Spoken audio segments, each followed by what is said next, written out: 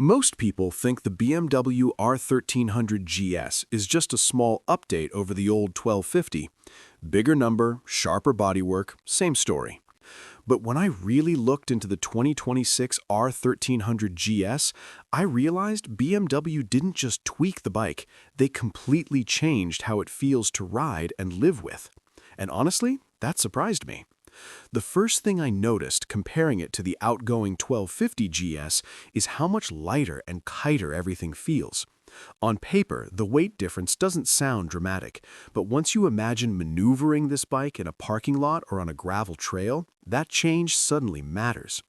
The tank feels slimmer, the body panels hug closer, and the whole bike feels less intimidating. Most people miss this because they're focused on horsepower numbers, not daily usability. And here's the misconception. Many riders think the GS keeps getting heavier and more complicated every generation. This one actually feels like BMW listened and tried to simplify the experience. A practical takeaway? If you've avoided big adventure bikes because they felt too bulky, the R1300 GS might finally feel manageable without giving up long-distance comfort. Another thing that caught my attention is the new engine character. Yes, it's still the iconic Boxer twin, but the response feels sharper and more energetic. When I compared specs and ride impressions, it feels like BMW wanted this GS to feel sportier without losing that relaxed touring nature. You twist the throttle and it doesn't just move forward calmly, it actually feels eager. But here's where doubt creeps in for me. Do adventure riders really want sport bike energy in a touring machine? Some will love it. Others might miss the old lazy, tractor-like feel of the 1250.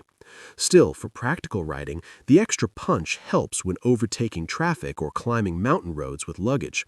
You get confidence without needing to rev the engine hard. Now let's talk about something people don't usually discuss: technology overload. BMW loaded this bike with features, radar assistance, adaptive suspension, ride modes, and enough settings to keep you busy for weeks. I'll be honest, part of me worries modern bikes are becoming smartphones on wheels. More tech means more things to understand and potentially more to fix later.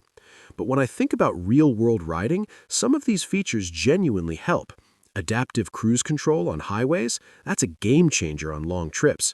Suspension adjusting automatically for luggage or passengers, huge convenience.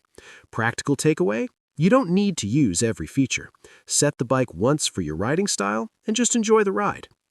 One mistake I see riders making is assuming the GS is only for hardcore off-road adventurers. Let's be real, most GS owners spend 90% of their time on pavement. And BMW clearly knows this. The new chassis feels more road-focused and precise. Cornering stability and comfort seem prioritized over extreme off-road performance. What surprised me is how much this bike feels like a luxury touring machine that just happens to handle dirt roads when needed, not the other way around. So if your adventures are mostly highways, mountain roads, and occasional gravel detours, this bike actually makes more sense than many purpose-built off-road machines. Another detail I kept thinking about is rider comfort. BMW adjusted ergonomics, and the seat-to-handlebar relationship feels more natural for long hours. Small changes here make a big difference after 6 hours in the saddle. Fatigue is what ruins trips, not lack of horsepower. Most buyers overlook this during showroom comparisons. And here's something practical. The adjustable seat height options and slimmer midsection help shorter riders feel more confident at stops. Confidence at low speed matters more than performance at high speed. Now let's talk about money, the uncomfortable truth.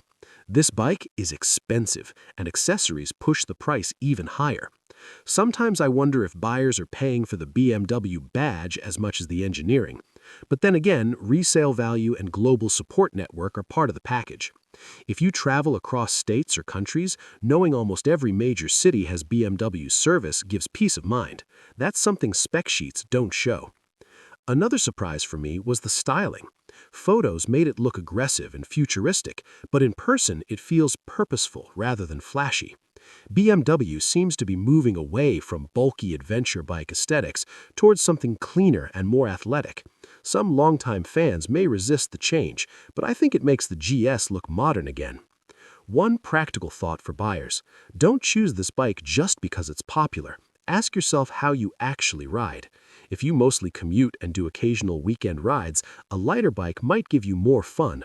The GS shines when distances get long and roads get unpredictable. And here's a personal comparison moment. Every time I compare the GS with competitors like the Africa Twin or KTM Adventure models, I notice BMW feels more refined and balanced, while others sometimes feel more raw or focused. Neither approach is wrong, it just depends on whether you want adventure polish or adventure edge. What most surprised me, though, is how the GS continues to reinvent itself without losing identity. That's hard to do in motorcycling, where loyal fans hate change. The 2026 R1300 GS feels like BMW preparing for the next decade of adventure riding, where comfort, tech, and versatility matter as much as ruggedness. And after thinking through all of this, I keep coming back to one feeling. If I had unlimited time to explore unknown roads tomorrow, this is one of the few bikes I'd trust to take me there without making the journey feel like work.